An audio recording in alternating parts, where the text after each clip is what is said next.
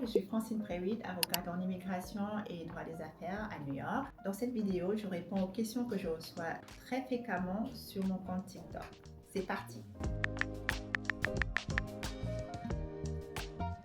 Oui, malheureusement, c'est une situation assez fréquente et il faudrait savoir, ça dépend. Est-ce que vous avez fait votre demande d'asile auprès des services d'immigration, ce qui augmente encore plus les délais, ou est-ce que vous êtes en procédure de rapatriement auprès d'un tribunal d'immigration? Typiquement, selon les tribunaux, les délais changent. Il faut compter entre 2 et 5 ans. À New York, souvent, ça va assez vite parce qu'il y a pas mal de cours d'immigration, parce qu'il y a pas mal de juges. Dans certains États, par exemple, l'État voisin, celui de New Jersey, les délais peuvent aller au-delà de 5 ans dans certains cas. Donc, prenez votre mal en patience. Si vous avez votre permis de travail, vivez comme si vous êtes résident aux États-Unis et préparez votre défense de votre dossier d'asile entre-temps, les preuves, etc.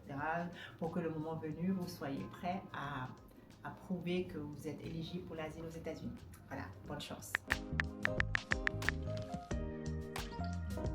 Oui, il est possible de régulariser votre situation après l'expiration de votre visa si vous vous mariez.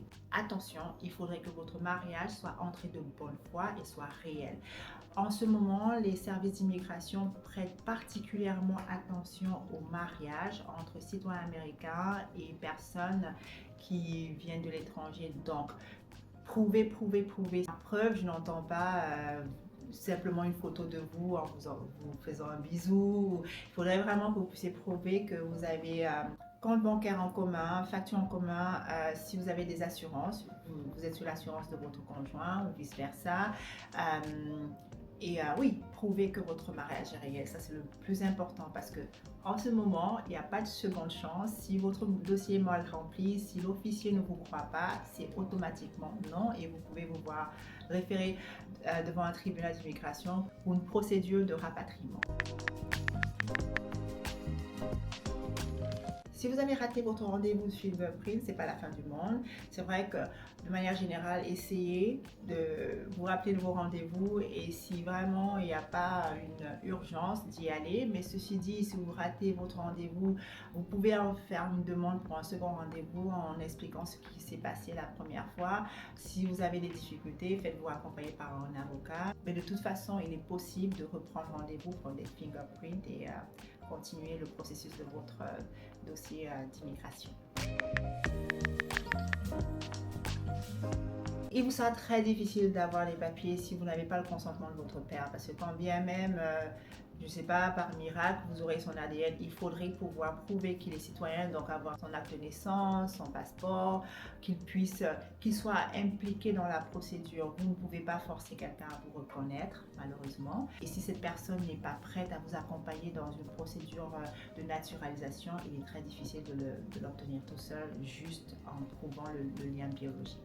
Voilà. Ça dépend de vous. Si vous voulez rester, vous pouvez rester, mais il faudrait que vous ayez un statut légal qui vous permette de rester aux États-Unis. Sinon, vous vous exposez à une procédure de rapatriement. Avoir un enfant aux États-Unis ne garantit pas l'obtention d'un statut légal aux États-Unis, donc d'une résidence permanente. La seule façon pour vous, si vous n'avez pas de statut, d'obtenir un statut ici serait pour votre enfant d'avoir plus de 21 ans, de travailler et donc de commencer les procédures de parrainage, de sponsoring pour vous permettre de devenir résident américain. Donc, avoir un enfant aux États-Unis ne résout pas le problème d'immigration vers les États-Unis. Voilà, bonne journée.